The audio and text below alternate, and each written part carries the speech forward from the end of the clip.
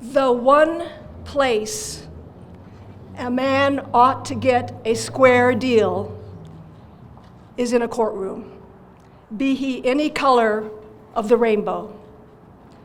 Those words were spoken by Atticus Finch in the book To Kill a Mockingbird.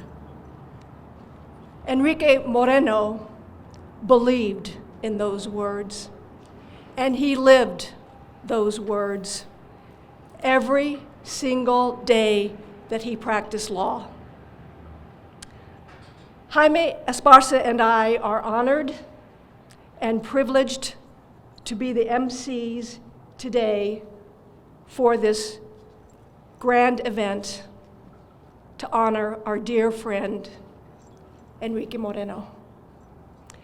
I'm going to ask you now, please, to stand for the presentation of the colors by the El Paso County Sheriff's Office Honor Guard, and to be followed by a Pledge of Allegiance led by Abigail Olguin.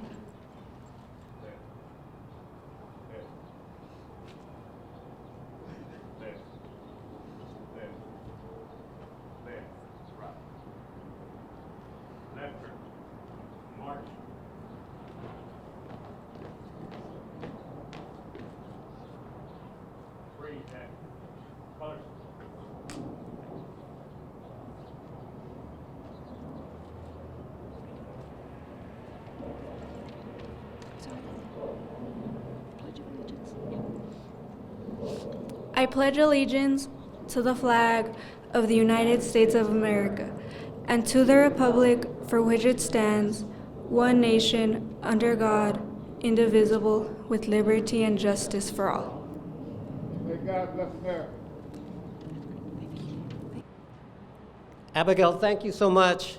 Please remain standing for the invocation by Monsignor Arturo Banuelas, the pastor at St. Mark's Catholic Church.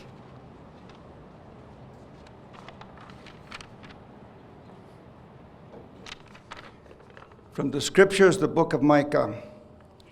He has shown you what is good and what the Lord requires of you, to act justly, to love mercy, and to walk humbly with your God. Gracious God, source of all that is good and just, bless our gathering today as we dedicate this place in memory of your servant Enrique Moreno.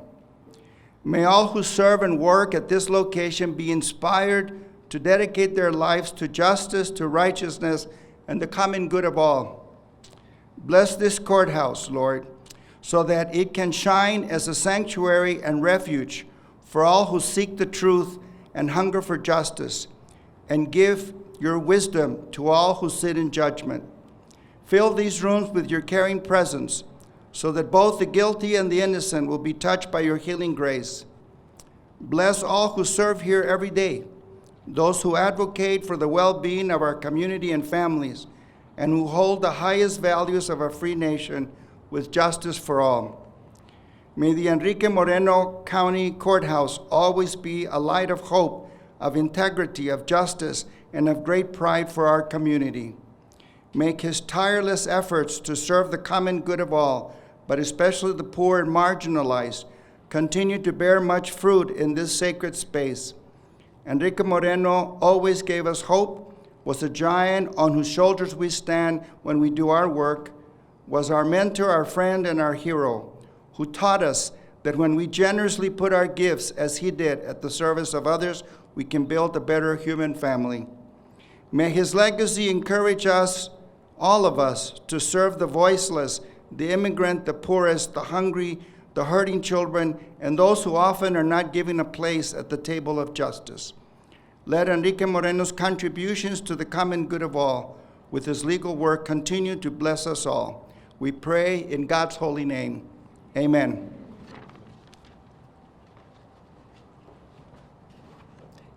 You may take a seat.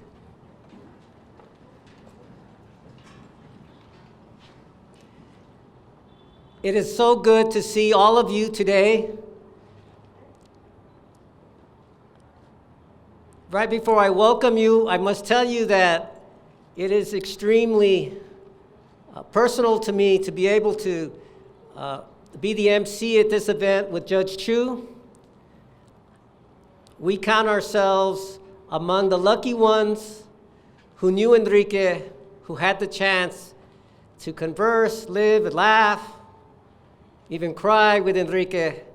Just like many of you, we are just two of the lucky who get to talk today and are friends of Enrique. Allow me to welcome you all to this celebration of Enrique Moreno. Many of you are family and friends. Others of you knew Enrique as a colleague, as an adversary, and others knew of Enrique by reputation. And of course, some of you had the honor of calling Enrique your lawyer. I welcome all of you, and I know on behalf of those here in the committee who put this together, the county judge and the county commissioners and the family, we welcome all of you and are thrilled that you took time of your day to join us today. Enrique believed the courthouse should work for everyone. He was a lawyer that never gave up on doing what was good and what was right. He knew justice was worth the fight. He was dedicated to his clients, to the law, and to our community. We are a better community because of Enrique. There were many people who put this together. I certainly could not thank Commissioner Robinson enough for making the motion and allowing us to be here today. But there was a committee, the Enrique Moreno Courthouse Dedication Committee, and I would like to list them for you today. Certainly, it was Commissioner Carl Robinson, Honorable Silvestre Reyes, Carla Monsivais, the Honorable Lily Limon, Judge Linda Chu, Fermin Acosta Jr., Lizette Ardiri, Mayela Mejia, Olga Jasquez, Ramon Bracamontes, Robin Sully, Rosa Moreno Elliott, Manuel Moreno Sr., Veronica Reyes Cintron, and Bob Wingo. If we could all give them a hand for putting this together.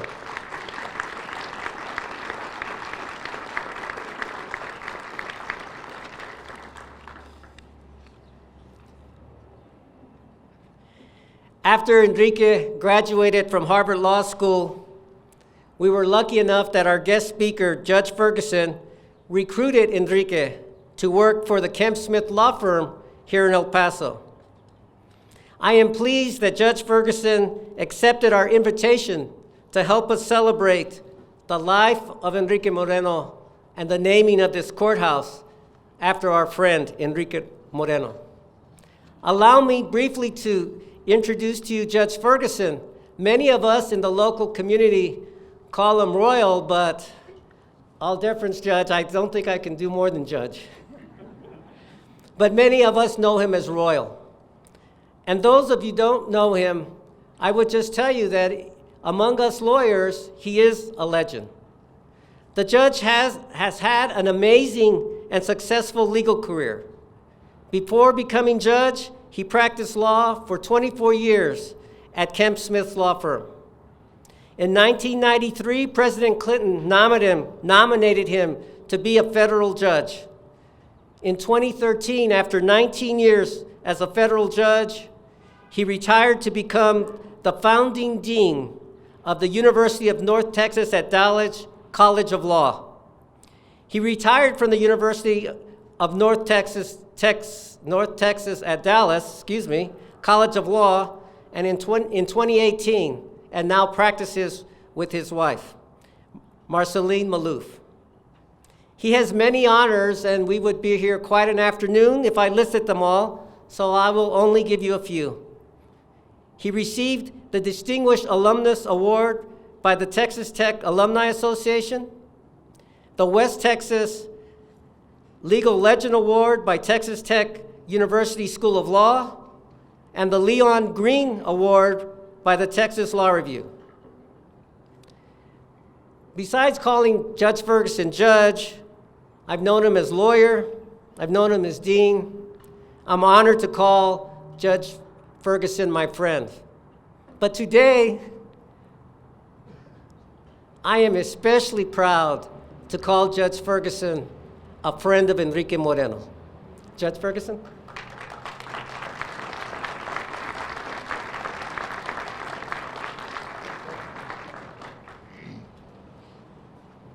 Thank you so much, Jaime, for that wonderful introduction. Thank you for the work that you and Judge Chu have done to put this wonderful ceremony together. Thank you so much for the Commissioner's Court, for all the people that have made this possible today. Thank you so much. It is a great honor for me to be here today, and it is a privilege to be given the opportunity to say a few words on this very special occasion. When I say a few words, I mean just that, because Enrique Moreno would absolutely not want me to give a long speech. He would insist that it be short, very short, and so it will be short. Accordingly, I will limit my remarks to one story. It won't be about one of Enrique's many courtroom victories. You've heard about most of those anyway, because he was a legendary trial lawyer, the best of the best. Neither will it be about Enrique's remarkable service to this community, because you know that he did so much good, touching so many lives in so many ways that I wouldn't know where to start. Finally, it won't be about how Enrique used his remarkable intellect and his Harvard education to improve the world around him. He was indeed brilliant, but he would hate it if we talked about how smart he was. His modesty simply would not permit it. Instead, my story will be a simple one, which really exemplifies how decent to the core Enrique Moreno was. After he and I began practicing together, really decades ago, while he was still a young man, we were in the courthouse together on a matter in Judge Eddie Marcus's court. To let Judge Marcus know that we had arrived, Enrique went to the judge's bailiff, Gilbert Mendoza, and said, Mr. Mendoza, please tell Judge Marcus that we are here. Mr. Mendoza had worked at the courthouse forever and was in his senior years. While it might not seem like it, there was something unusual about Enrique's greeting, because no one around the courthouse ever called Gilbert Mendoza Mr. Mendoza. No matter how old they were, everyone called him Gilbert. That included me.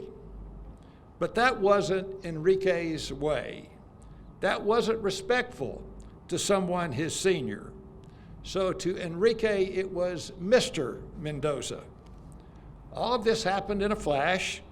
It didn't come across as a big deal. To an impartial observer, it would appear to be a very small thing that Gilbert Mendoza was called Mr. Mendoza. But it wasn't a small thing to Gilbert Mendoza.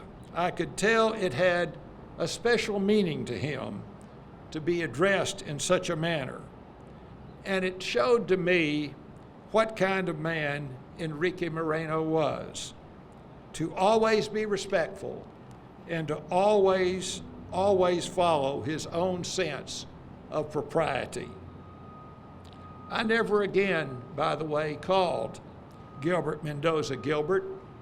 From that day on, he was always Mr. Mendoza to me.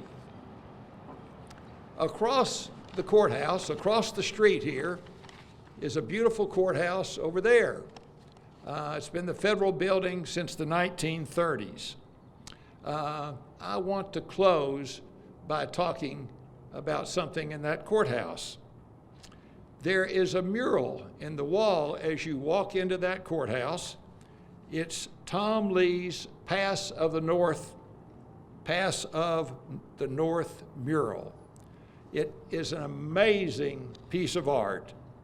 After painting it, Tom wrote an inscription over the top, which reads, "O Pass of the North, now we old giants are gone. We little men live where heroes once walked the inviolate earth." When I was preparing these remarks, I kept thinking about that mural and about that inscription.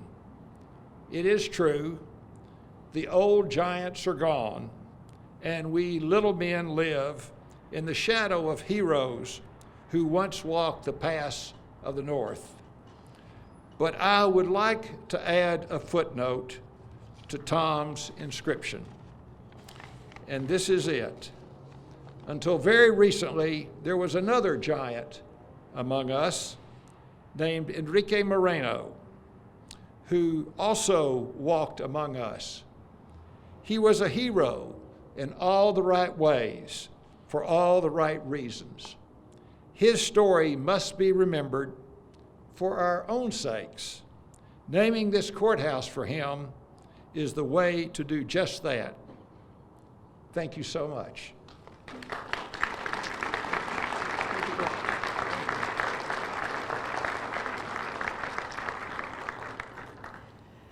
I wasn't going to tell you this story, but as I sat in the chair, I have so many great memories of Enrique. And you know, the naming of a courthouse is such an extraordinary event. This courthouse has been open for over 28 years, and we never named it other than the El Paso County Courthouse. Well, that new federal building down the street, it's named after Judge Armendariz, and rightly so. That courthouse is named Judge Armendariz, one, with the help of Congressman Reyes, and thank you for doing that, Silver.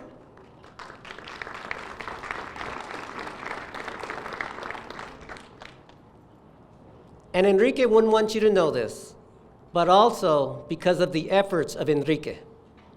It was his efforts and Silver's efforts that made that possible. And Silver and Enrique understood this, because I've talked to Enrique about this. The naming of a building of such significance will send a message through the community. He wanted many to walk by that federal building and know, who is Judge Armendariz? How did he become judge?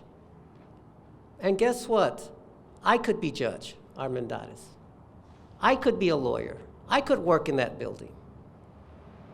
So the gift of naming this courthouse after such a great lawyer, a person who's made a difference in our community, is extremely meaningful.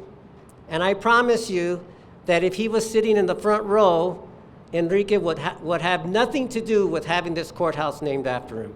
And I think that is precisely why this extraordinary event, this extraordinary naming the courthouse after him, is such a good thing.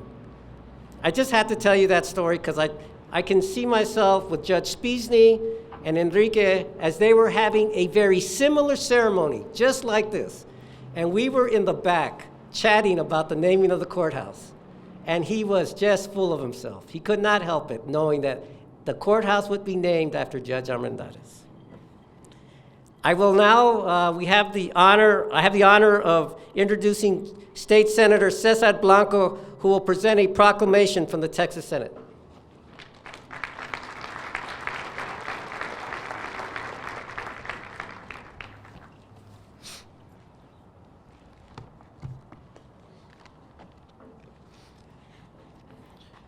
Good afternoon, everyone. It's such an honor to be here for such a great friend. Thank you Jaime, and Judge Chu for the invitation. I'd be remiss if I didn't take a moment also to thank the committee who made this courthouse dedication possible today. And it's very, very much deserved for a great individual.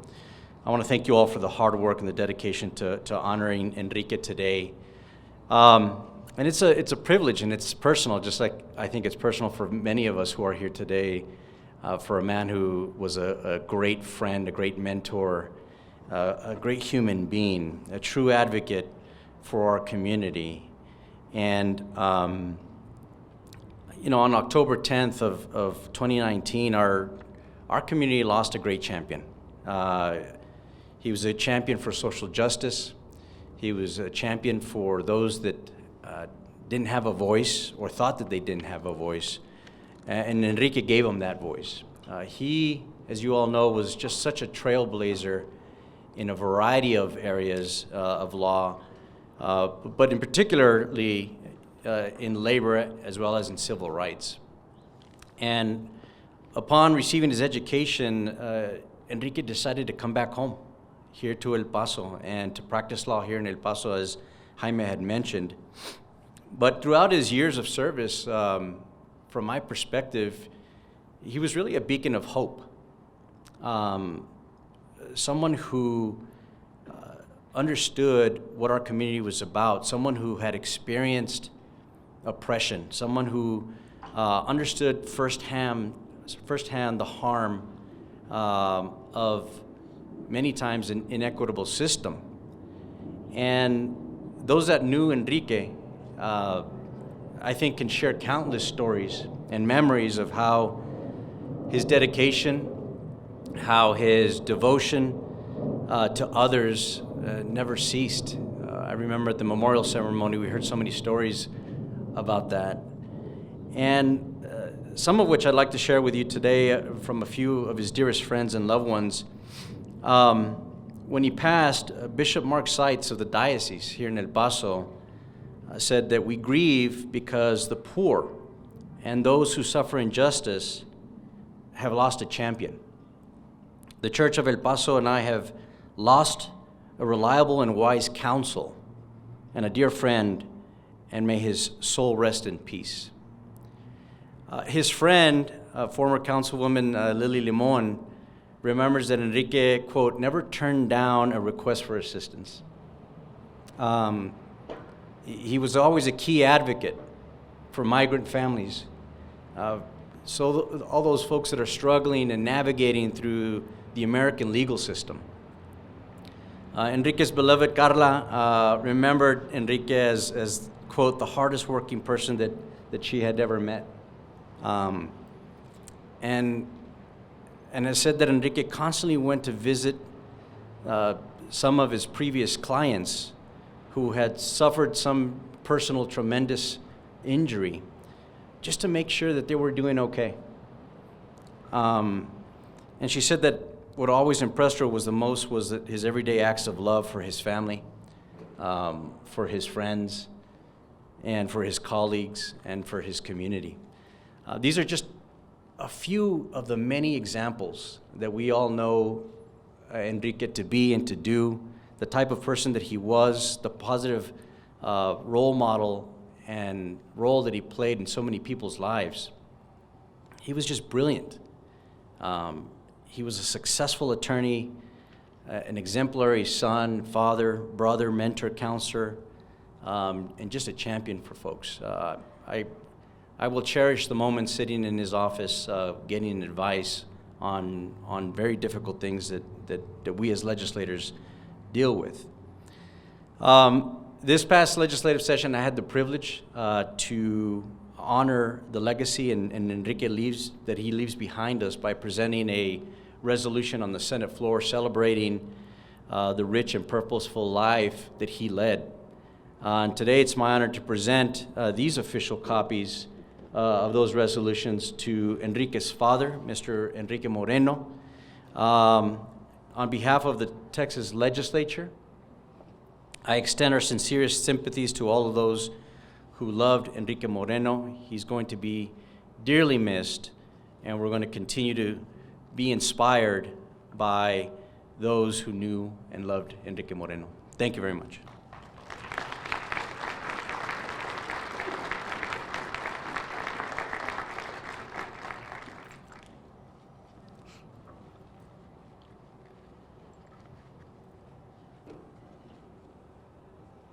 But I want to cast the first vote to make the motion that the county courthouse be named after Enrique Moreno.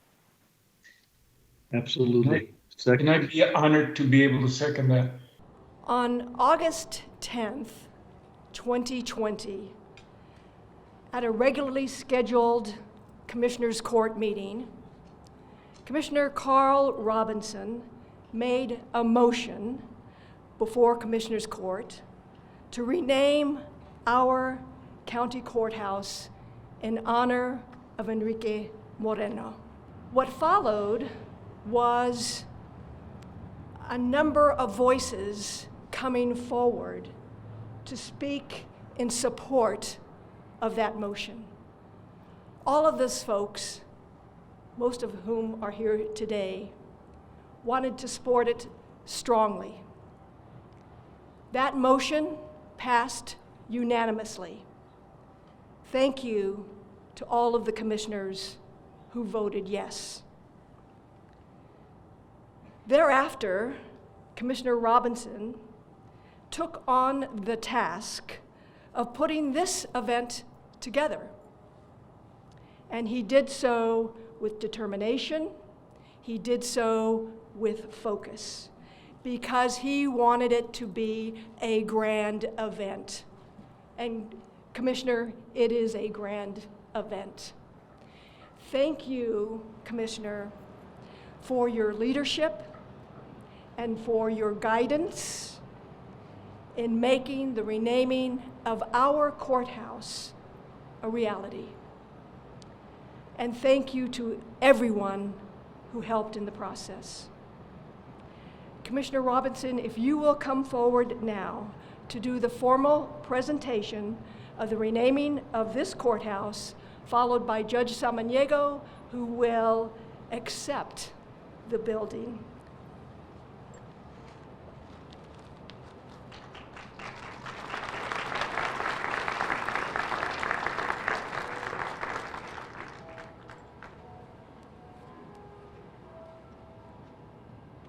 Ladies and gentlemen, it is my distinct honor to serve in the capacity as a county commissioner, but more so this occasion that we have today, honoring Mr. Moreno, is my distinct honor. The family, the guests, friends,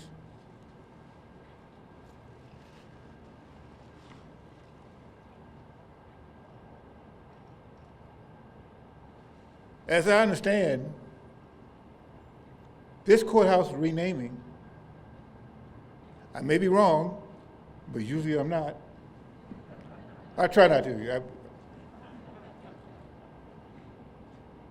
The renaming of the courthouse, this El Paso County Courthouse, being named after Enrique Moreno, as I understand, is the first and only county courthouse in the state of Texas, and maybe the nation, named after a Hispanic person, that being Enrique Moreno.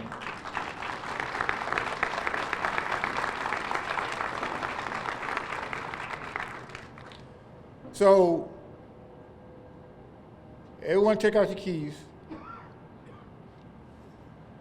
Take out your keys.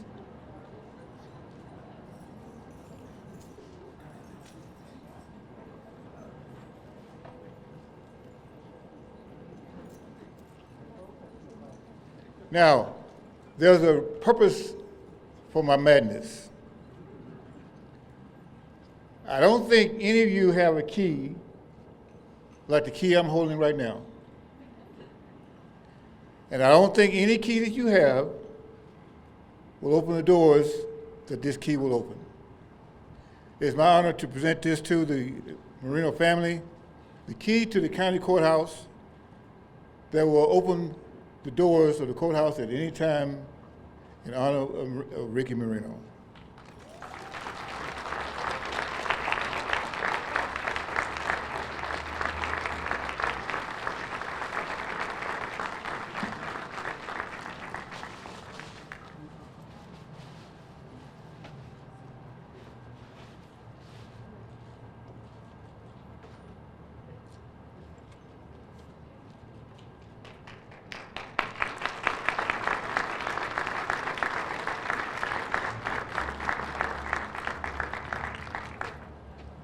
And where is the county judge?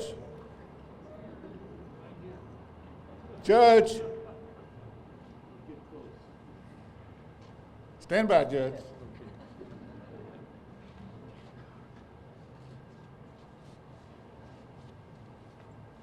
As the MCs indicated that there was a motion made and a vote was taken, and the vote was unanimous to rename the courthouse after Enrique Moreno. But you have to have someone that takes the lead as far as the leader of the pack. And our county judge, you are the leader of the pack. So this renaming of the courthouse will be in perpetuity. Be ever be known as the Enrique Moreno County Courthouse. So Judge, I'm presenting you the key. You're the gatekeeper of the county courthouse. Here are your keys, Judge.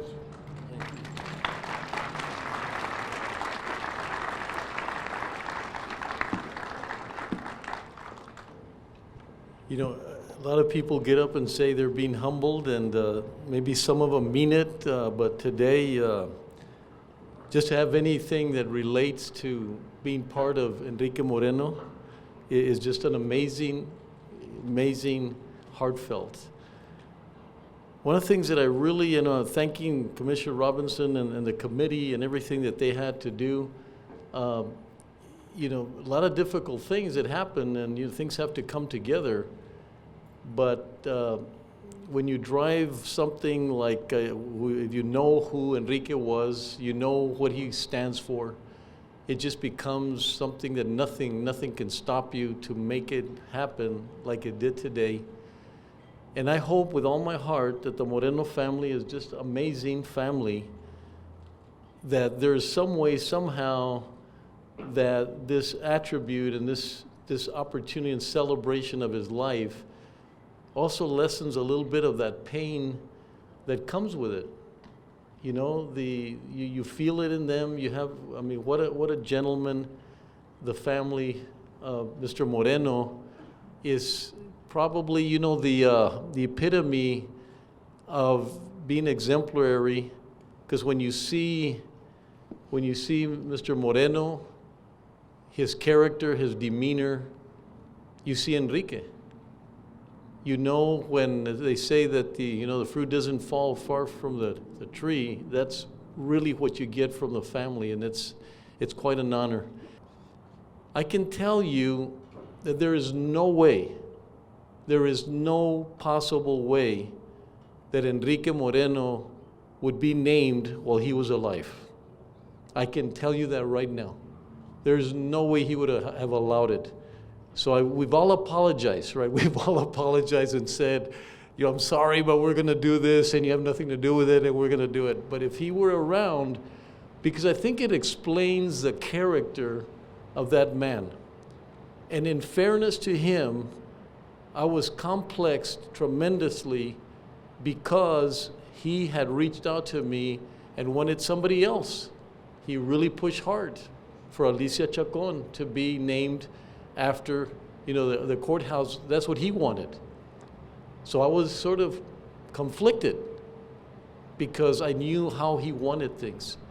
But when we reached out to Alicia Chacon, what did she say? That's the person that should be named. So our thanks also for Alicia Chacon to making Judge Alicia Chacon to make it easier on me to really feel that I did the right thing for Enrique Moreno.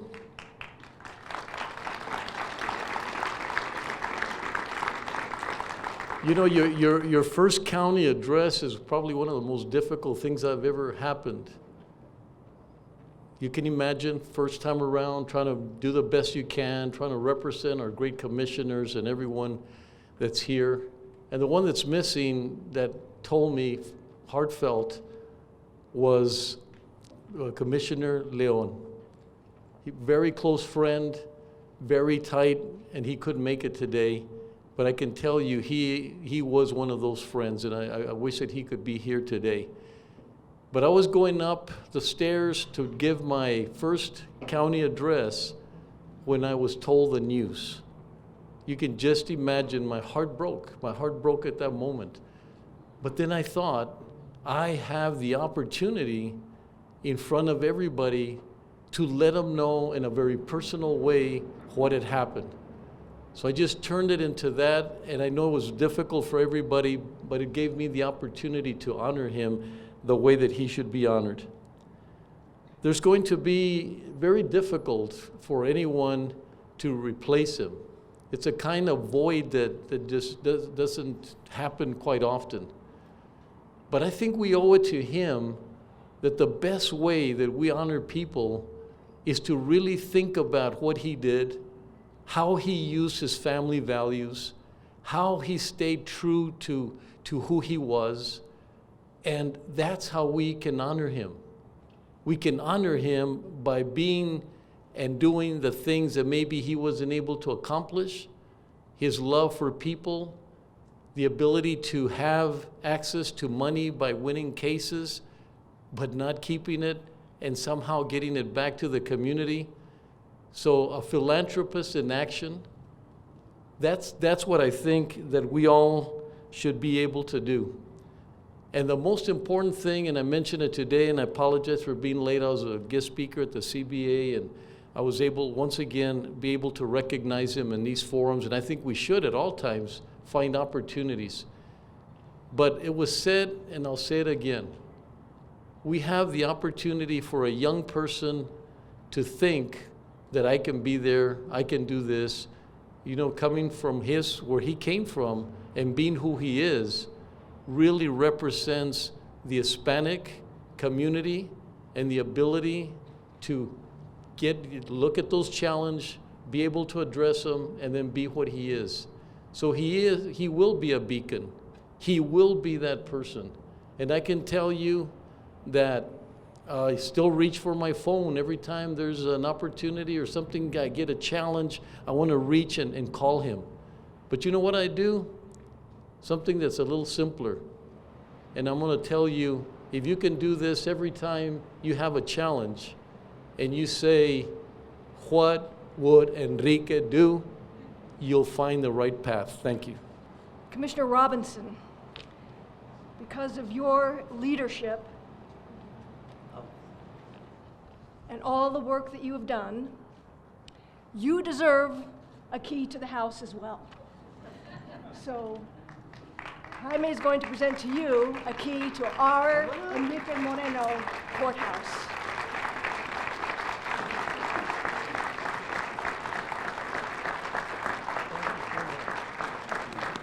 When I was charged with the task of working on the book sculpture, which, by the way, Mr. Sully helped in tremendously because he brought the first vision to me.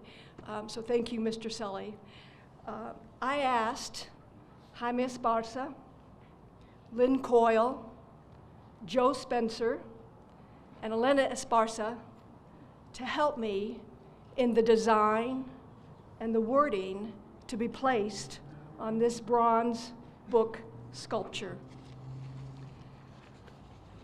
We realized that we needed additional help, and so we brought in the acclaimed poet and author Benjamin Sáenz to help us. It was weeks and weeks and weeks of relentless editing and refining. But I will tell you today, I am so, so proud of it.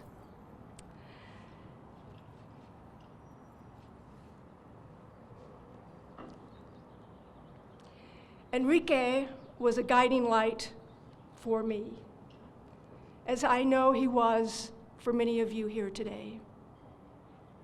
Enrique gave me confidence, as I know he did for so many people here today. And he enriched my life, as I know he did for so many people here today. He was indeed our abogado del pueblo.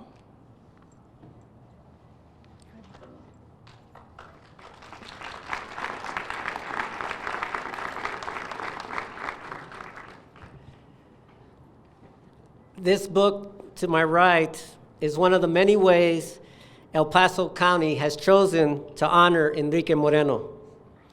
After the unveiling of the book, you're invited to the reception on the 3rd floor. Plus, you can feel free to view the other monuments honoring Enrique. And if you look in your program, you'll see the locations of the others. Before I give you just a few final words about Enrique, we all wanted to thank and congratulate the sculpture of not just the book or the statue, but also the bronze that sits on the 12th floor. And the sculpture is here. If he would stand, Mr. De Alba, could you please stand? Julio Sanchez De Alba. Thank you. So I'm honored to have had the opportunity to share this time with you and the podium with Judge Chu, but it's also my honor to introduce my friend, Ben Saenz. I told him I've known Ben for many years. Enrique and Ben and I would go for coffee. And so I said, well, I'm just going to give you the short introduction. And I will tell you that our friend Ben, he's an artist, a poet, a novelist, a writer of children's books. And among his many honors, in 2013, Ben was awarded the Ben Faulkner Award, which celebrates great literary achievements. And I won't go on to tell you the books he's written, the collection of poems he's written, and the many paintings he has. But I'll tell you, if you don't know already, his latest book was just released. It's a young adult book entitled Aristotle and Dante Dive into the Waters of the World. And I'm pleased to tell you that come this Sunday, if you read the New York Times, you're going to see that Ben's book is #1 on the bestseller list of young adults.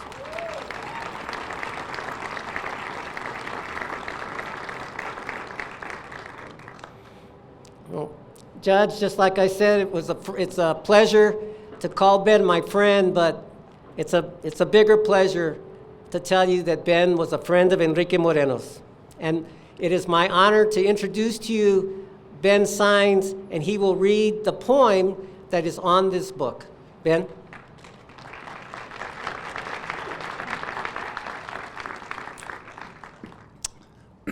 Frankly, I'd rather have Enrique alive than to be a #1 bestseller on the New York Times list. I love that man. For Enrique, born a humble man, he spoke the language of a quiet summer sun as it rose to greet the day.